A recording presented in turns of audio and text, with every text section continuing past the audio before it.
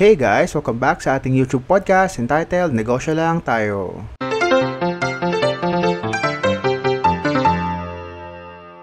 So for today, aalamin natin kung paano nga ba talaga gumawa ng logo para sa ating mga negosyo. Ayan. So actually, isa to sa mga essential need ng isang business, no?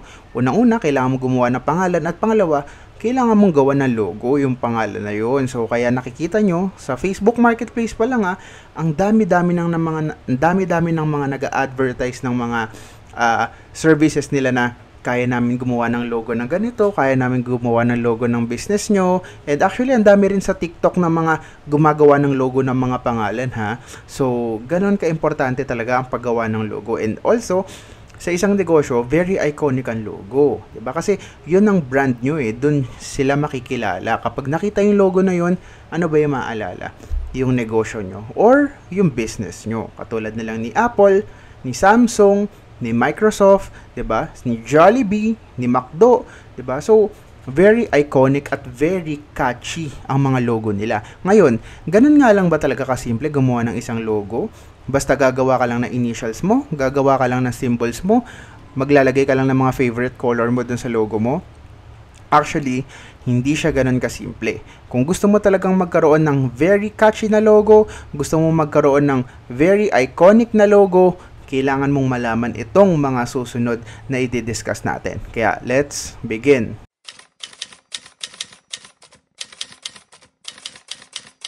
So, first off, meron tayong types of logo. So actually, marami tong types of logo na to ha. Hindi lang siya limited dito sa tatlong i-discuss natin. Pero, kinuha ko lang ang tatlong pinaka-importante for me na dapat nating malaman. Number 1 ay ang monogram. So ano ba yung monogram? So ang monogram, ito yung mga initials na logo. Katulad ng example natin dito, si HBO. Okay? So yan yung mga initials na logo na logo, no? So, ano pa yung mga example natin? Andyan si IBM, di ba? Initials din siya. So, very iconic pa rin yung logo ni HBO, kahit alam mo na of course, letters siya, 3 letters. Andyan na rin yung GMA, sama natin GMA 7, pero alam ko may ibang logo si GMA. But basically, yung 3 letters na GMA talaga yung logo niya. So, kahit nasabihin mong letters lang siya, very iconic pa rin yung 3 letters na yon, no? So, yan ang unang-unang type ng logo, ang monogram. So, kung tingin nyo, ang negosyo nyo ay merong mahabang pangalan, no? Katulad ng HBO, home box office, no? So, medyo mahaba siya para matandaan. So, iiksian natin. Gagawa natin siya initials, katulad ng HBO. IBM din, medyo mahaba. GMA, ABS-CBN, diba? So, mahaba yung mga pangalan na yan. Kaya, ginagawa natin siya ng initials at doon lalabas ang monogram. And with those initials, gagawa tayo ng mga font na para sa atin. Gagawa tayo ng mga specialized font na para lang doon sa business natin, diba? So, katulad ni HBO, diba? Rarely mo naman makita yung ganitong klaseng font ni HBO. Lalong-lalo na yung letter O niya, diba? Letter O niya na very iconic na merong white circle sa loob, no? So, kay HBO mo lang siya makikita. Okay? Next type of logo is mascots. Ayan. So, ano-ano ba yung mascot? So, ito na. Dito na papasok ang very iconic na si Jollibee. Ayan. So, si Jollibee, of course, basic. Actually, si Jollibee, marami din siyang types of logo kasi standalone minsan yung Jollibee na word niya at minsan standalone din yung face mismo ni Jollibee. Diba? So, ano-ano pa ba yan? Andyan din si KFC, andyan din si McDonald's, although ang iconic kay McDonald's ay yung malaki niyang letter M, no? So, usually, ginagamit tong mga pictorial logos na to sa mga food or restaurant. Ayan. So, dyan nyo siya makikita. Kasi, saan ba usually ginagamit yung mga ganitong klaseng logo? Diba? Kapag yung business mo ay may mascot. So, usually, sino ba yung may mga mascot, diba? Yung mga food, diba? Yung mga restaurant. Kasi, syempre, kapag may mascot ka, hatak na agad yan sa mga bata, diba? Kasi, syempre, yung mga bata, very fun sila sa mga mascot, okay? So, yan ang pictorial logo, okay? And mascot logo, ayan, okay? Next, ano naman yung pictorial logo? Ang pictorial logo naman, ito yung mga symbols na, okay? very good example dito ay si Apple. Ayan, di ba? So, Apple product, Apple company, of course, Apple Inc. Ang logo nila, Apple itself. Ayan, di ba? So, yan yung mga pictorial, mga picture, di ba, na ginagawa natin or ginagawa ng mga kumpanya. Another example dito, si Shell, di ba? So, Shell, ano yung logo niya? Shell mismo, di ba? So, pictorial to. Okay? So, actually, si Starbucks, hindi naman natin siya matatratong mascot dahil, well, yung sirena niyang logo is not actually really a mascot, but more of a pictorial, di ba? More of a symbol kasi siya. Okay? So, again, usually saan ba ginagamit tong mga ganitong klaseng mga pictorial logo? Usually, kapag yung name ng company nyo or name ng business nyo represents something, di ba? Katulad ni Apple, di ba? Apple itself, basic logo mo is Apple. Shell, as is, Shell din, di ba? So, ayan, usually doon siya ginagamit, di ba? Kapag yung company name mo or yung business mo represents a specific symbol. Ayan, okay? So, that is our types of logo.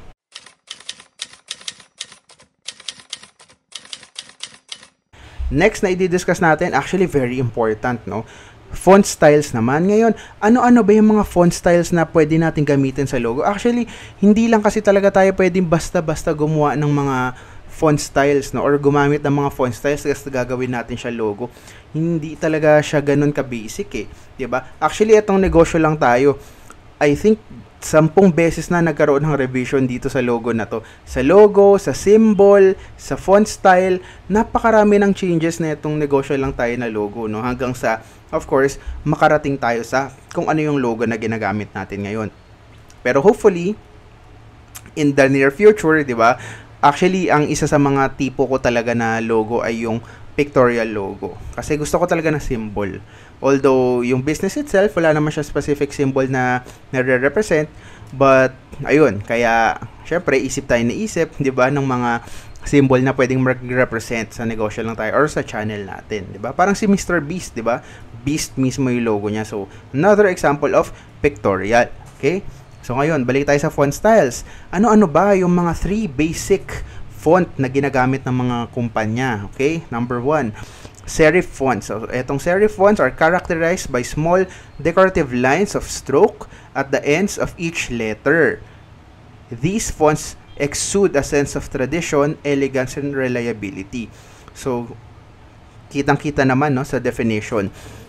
Sense of tradition, elegance, and reliability. So, yun ang ginagamit na font ni Rolex. Ayan. So, serif font. Well, of course, Rolex nagre-represent ng luxury, elegance, tradition, and of course, reliability. So, if your brand represents the same thing as luxurious, elegant, and reliable, so you should consider using serif fonts. Okay? Third, sans serif. So, ano naman yung kahibahan ng serif font sa sans serif? Sans serif, an overwhelming majority of the 500 biggest companies in the world, ha? So, hindi lang si Facebook ang gumagamit ng sans serif, okay? Uses sans serif fonts, making this font the most popular option for business logo fonts. Bakit? Kasi friendly yung itsura niya eh. Very friendly yung itsura niya, pleasing in the eyes, at napakadaling basahin. Okay? Katulad na lang nitong Facebook, 'di ba?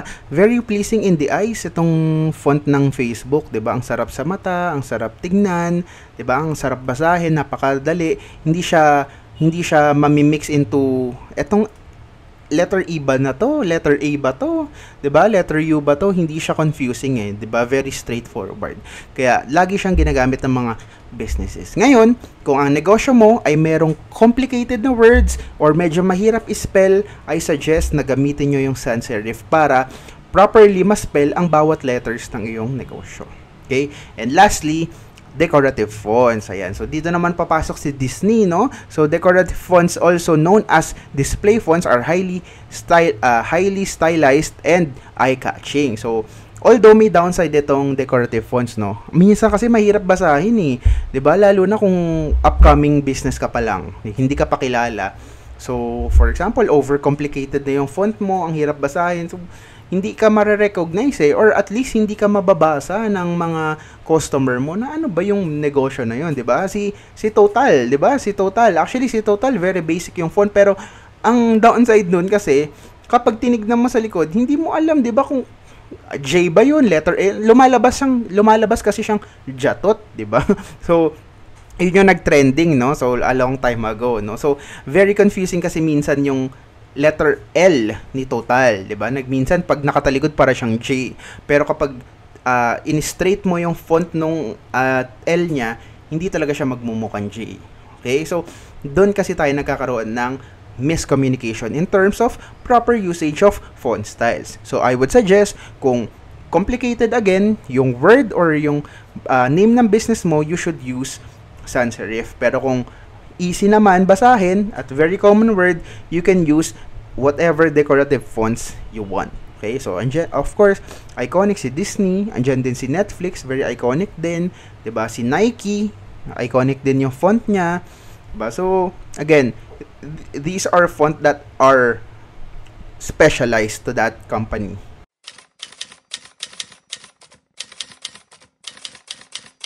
Pupunta naman tayo sa colors. Ayan. So, sa colors, 'di ba? So, dito na magiging complicated ang mga bagay-bagay, no? So, marami kasing mga negosyo ang gumagamit ng colors na minsan hindi angkop sa business nila. For example, green, 'di ba? Or example, green kasi usually ano ba yung nakikita natin pag green? Usually environment siya, 'di ba? Environment. Pero kapag ginamit mo siya sa isang, sabihin nating sa isang shoe company, 'di ba? Parang minsan hindi mo maiisip na shoe company pala 'yan, 'di ba? Kasi minsan yung green na-associate mo siya sa iba eh. 'Di ba? Na-associate mo siya sa food, na-associate mo siya sa environmental groups, 'di ba? So, again, very very complicated ang paggamit ng colors, okay? So, simulan natin sa color red. Ayan. So, color red, one of the most common colors na used sa mga logos, no? It is eye-catching, definitely. 'Di ba? Sa cars pa lang, very eye-catching na yung red eh. And hard to miss, making it a popular choice for logo design. One of the primary colors, red is associated with energy, passion, and power. Ayan. So, makikita natin mga sample iconic red logos ni Coca-Cola, Uniqlo, YouTube. 'Di ba?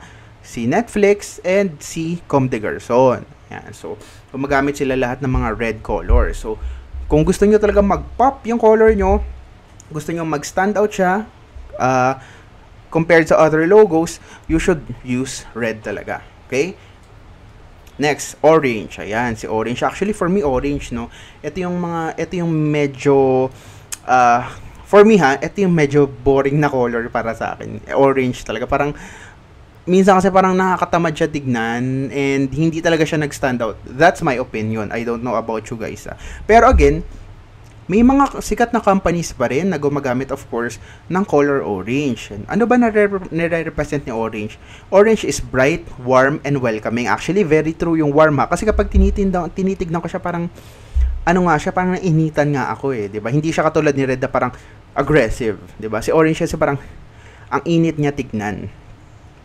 And it also conveys happiness and trust. Since orange is light-hearted, it can be an excellent choice for industries that are fun yet professional.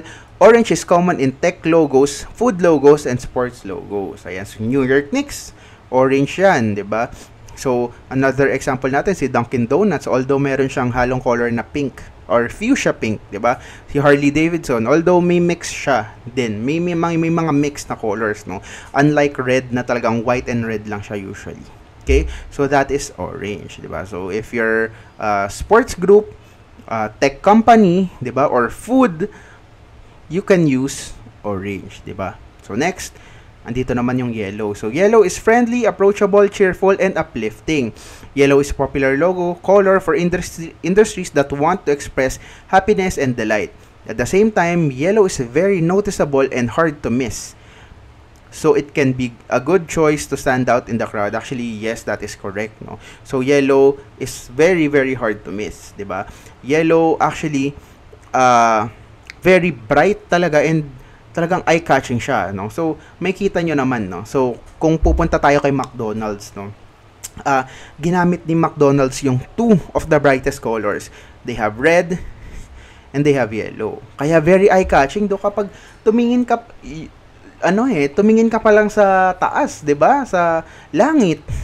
Makikita mo agad yung malaking M na kumikinang-kinang. So, very eye-catching talaga ang McDonald's. And kapag nakita mo naman talaga yung red and orange, ano pa ba yung may isip mo na logo? It's either McDonald's, 'di ba? McDonald's, Jollibee. Of course, andyan pa din sila DHL, si LBC, 'di ba? But again, iba pa rin talaga yung combination ng yellow and red. Very eye-catching. Well, yellow itself is eye-catching as well, but if you mix it with another eye-catching color like red na nagko-complement naman, mag-stand out talaga yung logo mo. Next, let's go sa green. Ito naman yung green na sinabi ko kanina. Green is most commonly used by eco-friendly brands. Industries related to environment like farming, agriculture, recycling, energy, since it is associated with nature, and it is also a popular choice for organic and natural brands aiming to give a clean, holistic, and fresh feeling. Pero in our industry today, well, green is not actually used in that sense anymore. Katulad ni Spotify, di ba? It's green. And kapag nakakita ka ng green na bilog sa App Store, yun na yun. Spotify na agad may isip mo.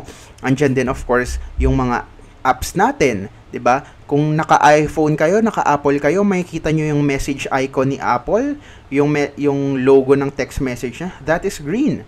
Andyan din si not iMessage, no? WhatsApp to WhatsApp logo. Andyan din si TikTok, 'di ba? So mga tech companies din gumagamit na ng green, 'di ba? So again, it differs na talaga ngayon, 'di ba? Andyan din yung FaceTime logo ni Apple, which is green. Ginagamit na rin siya talaga sa mga tech companies ngayon. Okay? So andyan din yung blue. What's color blue? A strong, dependable color that conveys trust, reliability, and professionalism. So usually yung mga credit card nyo, no? Visa, Mastercard, 'di ba? Merong blue color diyan kasi blue is very formal, 'di ba? Kapag makikita nyo yung mga suit, yung mga Amerikano na sinusuot ng mga coat and tie, 'di ba? Ng mga professionals or mga office employees, 'di ba?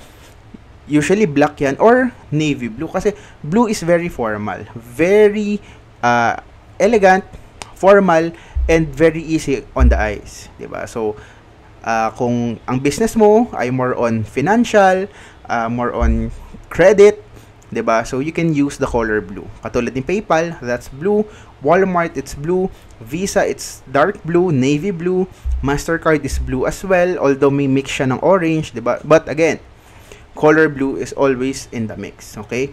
And lastly, multicolored. Ayan, so itong multicolored, 'di ba? Well, unang-una ko nakita yung multicolored kay Apple talaga. Kay Apple, no? So Apple is one of the first companies that I saw na multicolored talaga.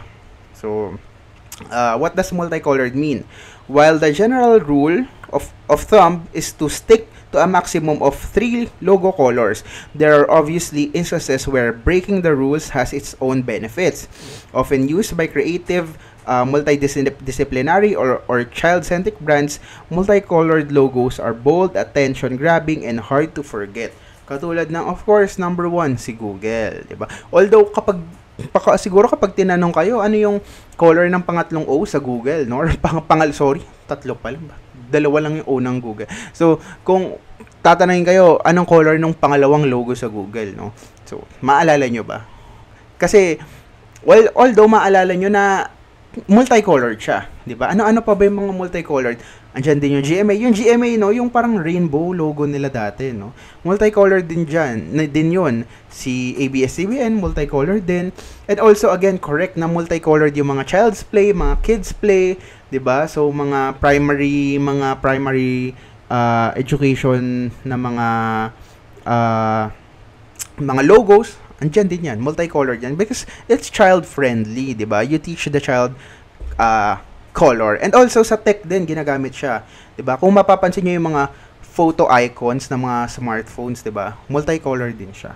And andyan din, of course, yung NBC, channel din siya sa Amerika, 'di ba?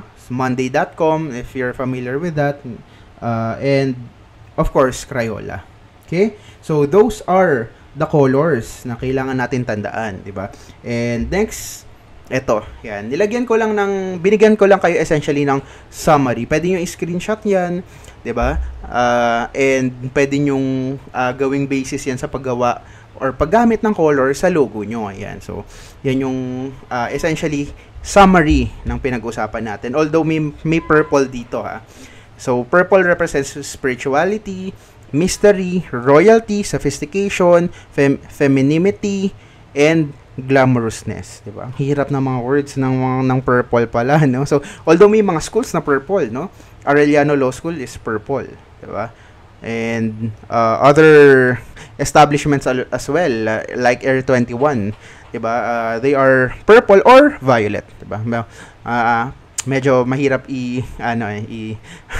for medyo colorblind kasi ako eh. So, parang minsan iisa siya sa akin, but they are totally different, 'di ba? So, then again, ayan, hindi kasi natin na-discuss yung purple kanina. So, ayan, nilagyan ko siya ng purple. So, again, those are the most common colors na ginagamit natin. But again, don't limit yourself, di ba?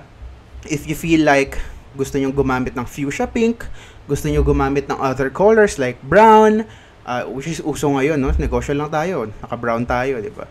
So, kung gusto niyo rin gumamit ng basic color like black and white, which is yung ginagamit ni Apple ngayon, 'di ba? Very basic, classy as well, iconic, you can also use that. 'Di ba? So, ayan. So you can screenshot that, use it as your basis, and that's it. That is our podcast for today.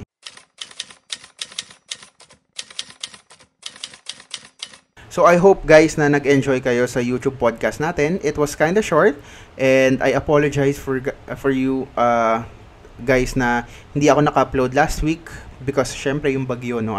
Ayoko sumabay kasi sa bagyo. So of course, may mga ginagawa din tayo to keep our family safe, 'di ba? Dahil ang lakas ng bagyo. So ingat kayo guys. I hope safe kayo, well kayo. If nabahaman kayo, I hope na naka-recover na kayo. So I hope that you are doing well if you're listening to our podcast, no? So, thank you so much. And, ayun, I hope na may natutunan kayo sa paggawa ng logo ng mga business, no? Lalong-lalo na, of course, para to sa mga nagsisimula pa lang magnegosyo kasi isa yun sa mga inuunan nila yung logo. Well, kung isa ka naman na negosyo at gusto mo magpalit ng logo, you can also consider lahat ng mga na-discuss natin. Okay? So, if nakaabot kayo sa dulo ng video na to at hindi ko pa kayo subscribers, please feel free to subscribe to our channel at kung may extra time pa kayo, pwede kayo mag-browse ng mga iba pang mga episodes ng Negosyo Lang Tayo na you might have interest in. Okay? So, ano pa ba? Please follow our social media pages at Negosyo Lang Tayo sa Facebook and Instagram. Ayan. So, sa Facebook, no, mag-start na siguro tayo mag-upload ng mga shorts dyan. Shorts will be exclusively on Facebook siguro. Facebook and Instagram, no. So, yung mga full-length video will be exclusively published sa YouTube channel pa rin natin. Okay? And watch out also sa podcast in terms of sa podcast sa Apple and Spotify, diba, will also be releasing our podcast there. So, pero ito yung mga past episodes na. Mga recorded and published episodes na. I-upload lang natin sa mga podcast na apps. Okay? So, thank you so much guys. Ayoko na pahabain yung video. Thank you so much for listening. I hope may natutunan kayo. Stay safe always guys. See you on our next episode. Peace.